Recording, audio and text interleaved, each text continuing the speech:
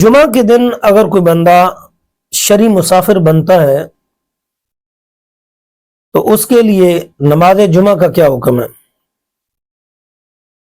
ناظرین، جمعہ کے دن اگر کوئی تقریباً 92 کلومیٹر 92 کلومیٹر سفر کرنے کا ارادہ کرتا ہے اور سفر کرتا ہے تو اس سفر کے دوران اگر اسے موقع ملتا ہے کہ آسانی سے کسی مسجد کے اندر نماز جمعہ ادا کر سکتا ہے تو اسے کرنا چاہیے۔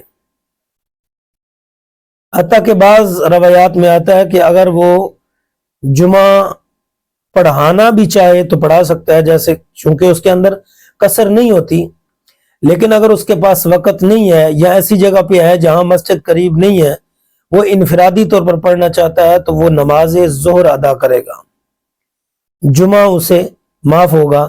اگر وہ نہیں بھی کہیں پہ جمعہ پڑھتا تو وہ گنہگار نہیں ہوگا، چونکہ وہ سفر شرعی پر ہے تو سفر شرعی میں اسے جمعہ معاف ہے۔ واللہ اعلم بالصواب۔